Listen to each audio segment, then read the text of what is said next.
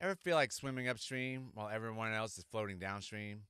Today we're diving into why choosing to be above average is tough, especially when it means not always aligning with your friends' choices.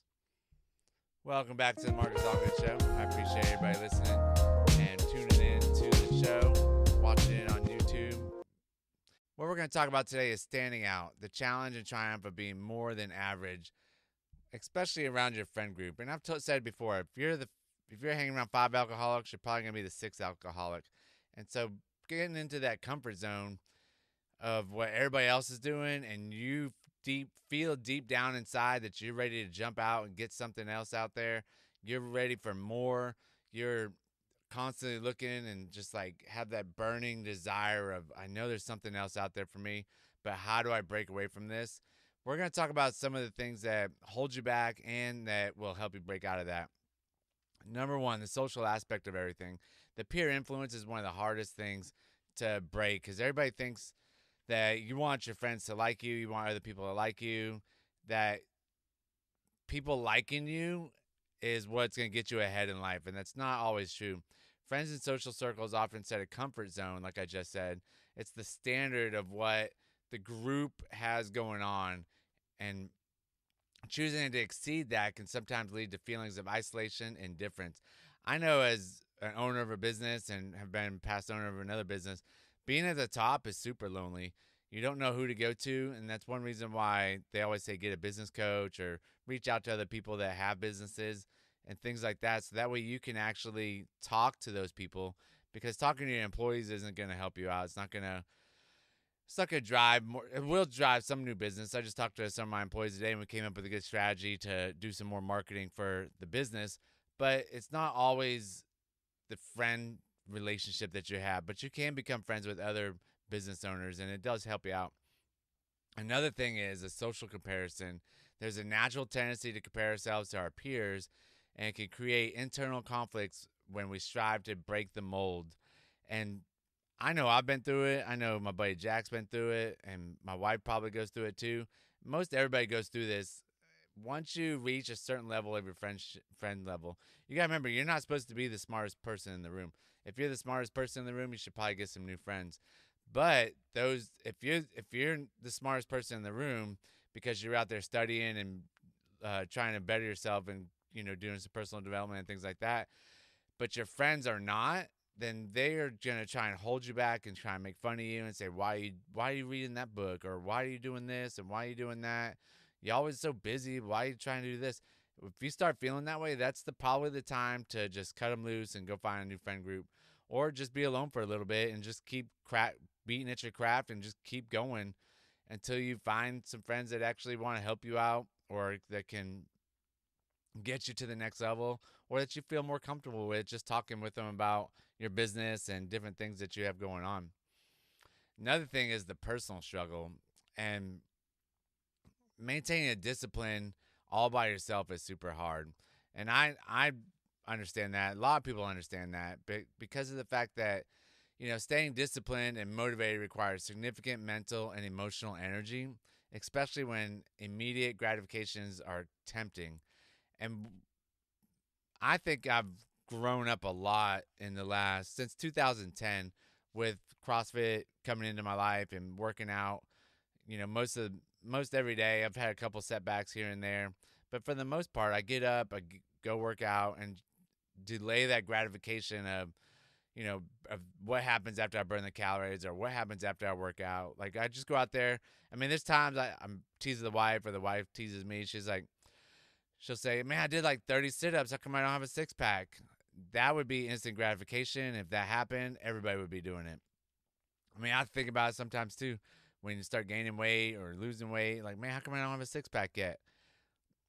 Or where did my six-pack go? Because you're eating too much food, blah, blah, blah. But anyways, doing some arm curls or something like that, doing some cleans, like, you just don't build strength right away. You do build strength right away, but it's not a significant amount right away. So you're delaying that gratification the more and more you work out. And also the consistency over time. The challenge of maintaining consistency in an effort to stay above average, as enthusiasm can falter without constant vigilance and renewal of purpose. And if you're not hanging around the right people, both of these are going to be really hard to maintain. So if I like picture this, like a good story would be having a garage gym. How many people have a garage gym? How many people have a Peloton in their house? How many people have a treadmill in their house? How many people have dumbbells? Just basic gym equipment. But the Peloton is a clothes rack, or the treadmill is just folded up in the closet. Any kind of the weights are just sitting around. Probably have some clothes on them. Also, they're not disciplined enough to just get up and work out. So it's gonna be really hard because that person's in their comfort zone. So it's gonna be hard for them to break the mold and get out of that comfort zone unless they meet some other people to break them out of that comfort zone. Maybe they start a group and say, hey, let's start working out. We could take pictures of each other, take a selfie working out. We could send them to each other just to basically get that motivation going and trying to spark the energy and just build camaraderie around all that. So when you do that, let me bring it back to, outgrowing your comfort zone and being above average. Most people that work out are above average anyways, because most people don't work out. I was at church today and the pastor asked how many people have worked out, and how many people work out, and like 2 or 3 people raised their hand. And I was pretty shocked. It was probably 300-400 people in there. So 2 people plus myself, 3 people raised their hand about working out. That's a crazy, crazy statistic, crazy number. That's crazy low. So obviously you're in the top 5% for sure, but definitely the top 1% over time. But to get away from that friend group and out of that comfort zone, these are some of the things that you're going to have to do by staying disciplined and staying motivated. And to get to that, you're going to have to find new people to hang out with, and you're going to have to find a new support group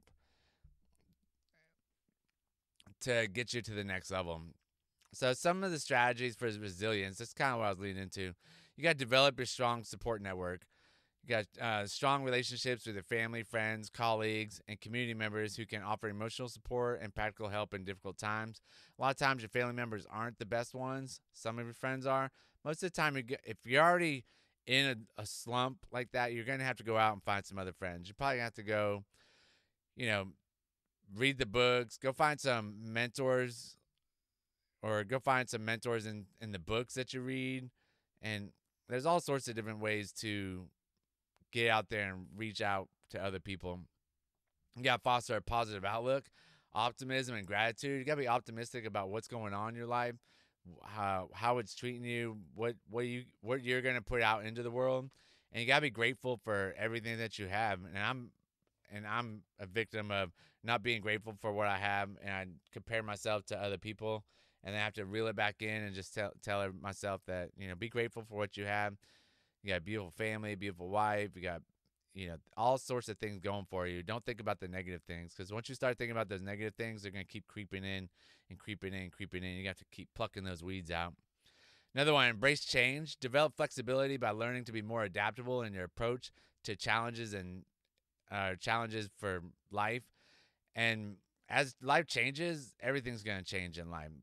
Kelly and I were just talking about the seasons that we're in for her sisters compared to our season of life with the kids.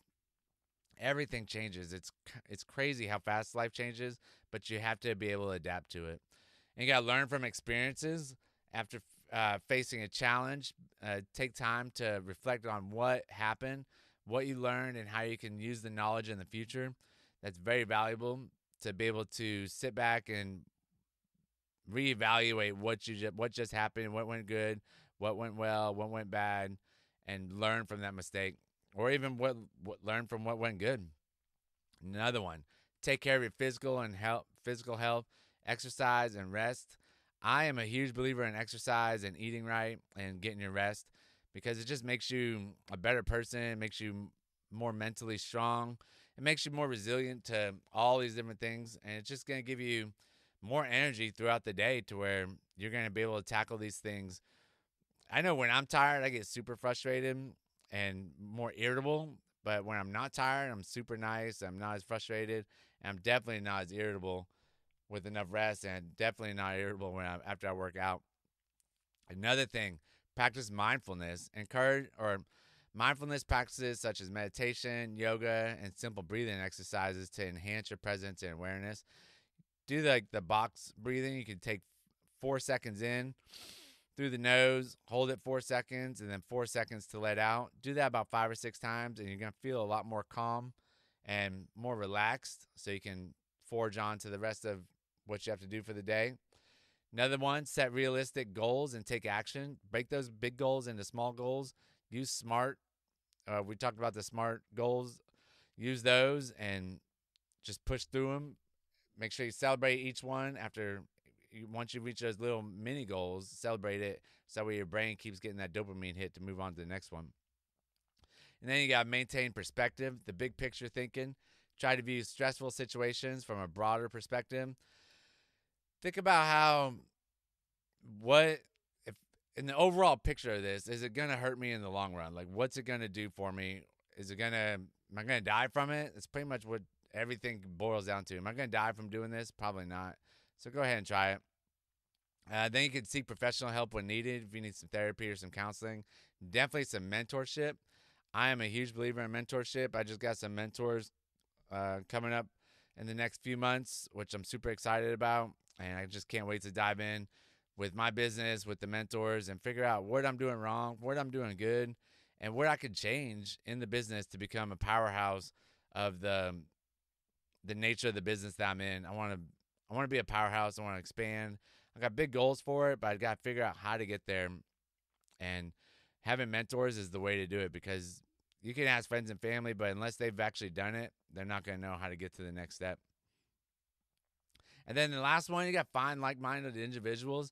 And I've talked about that before. Finding like-minded individuals.